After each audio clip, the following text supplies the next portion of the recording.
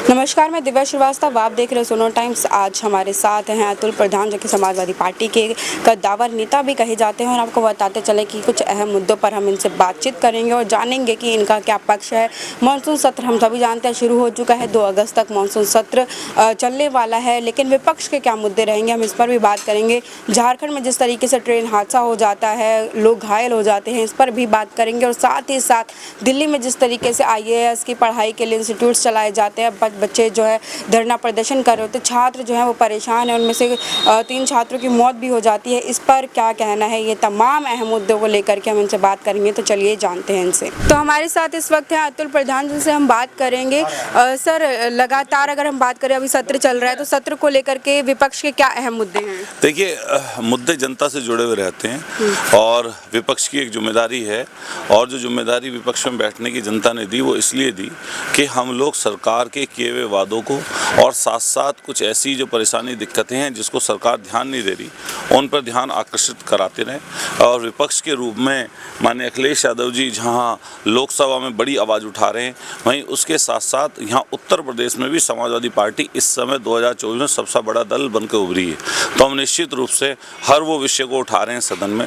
जैसे कल हम लोगों ने स्वास्थ्य के विषय में काफ़ी बोला, उठाई, और ज्वलंत जो मुद्दे हैं इस समय अस्पतालों में, CSC पर, PSC पर, जिला अस्पताल में, मेडिकल कॉलेजों में इस समय जो भ्रष्टाचार की भरमार है, जो डॉक्टर्स की कमी है, जो परेशानी दिक्कत से आम लोग जूझ रहे हैं, उन सब परेशानी दिक्कतों को सरकार के सामने उठाया और सरकार को सरकार के वादे याद दिलवाए। सर, लगातार अगर आप देख रहे हैं कि दिल्ली में जिस तरीके से बच्चे पढ़ाई कर रहे थे, IAS की तैयारी कर रहे थे, उनकी मौत हो जाती है, 3 बच्चों की मौत हो जाती है। और उसके बाद अगर हम बात करें, अभी हजरतगंज में भी काफ़ी सालों से बहुत सारे इंस्टीट्यूट चल रहे हैं, तो इस पर क्या कहेंगे? कभी केंद्र सरकार राज्य सरकार को घेरती है, राज्य सरकार केंद्र सरकार को घेरती है, और अंत में निकलता क्या है? 3 बच्चों। माननीय अखिलेश यादव जी ने बड़ी बेबाकी से और इस विषय को केंद्र सरकार के सामने उठाया और पूरे देश ने देखा। इसी तरीके से माननीय राष्ट्रीय अध्यक्ष जी ने जिस तरीके से बच्चों के लिए कहा कि किस तरीके से भ्रष्टाचार की भेंट वो लोग चढ़ गए, उनके ऊपर क्या कार्रवाई होगी।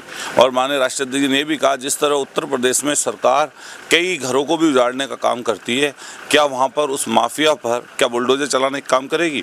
समाजवादी पार्टी 1 करोड़ रुपए प्रति बच्चे को देने की मांग करती है।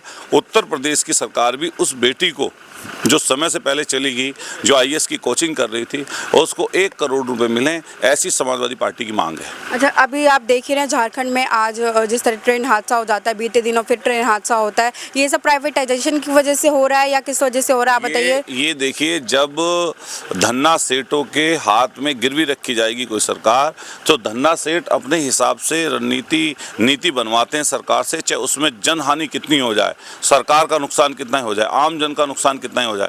ये सरकार, पूरी की पूरी सरकार इस समय अगर काम कर रही है तो धन्ना सेठों के इशारे पे काम कर रही है। अंबानी अडानी की सरकार भी इसको बोल सकते हैं। और निश्चित रूप से ये जो ट्रेन हादसे हो रहे हैं, इसके लिए सरकार को जिम्मेदारी लेनी चाहिए।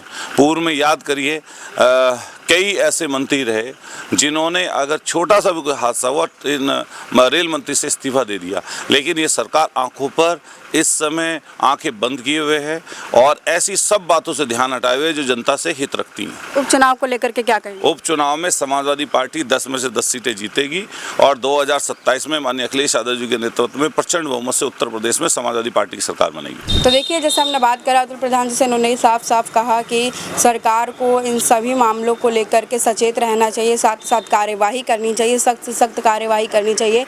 लापरवाही से काम नहीं चलेगा। आपको बताते चले कि लगातार विपक्ष जो है पक्ष पर निशाना साध रहा है। अभी बजट को लेकर के अखिलेश यादव ने सत्र में काफ़ी कुछ बोला और हल्ला बोला एक तरीके से पक्ष पर, और काफ़ी चीज़ों की मांग भी करी। अब देखने वाली बात है कि क्या पक्ष पर इन सब चीज़ों का असर पड़ेगा, देखने वाली बात रहेगी। बने रहे सोनो टाइम्स के साथ। मैं कैमरामैन ऋषभ के साथ, मैं दिव्या श्रीवास्तव। धन्यवाद।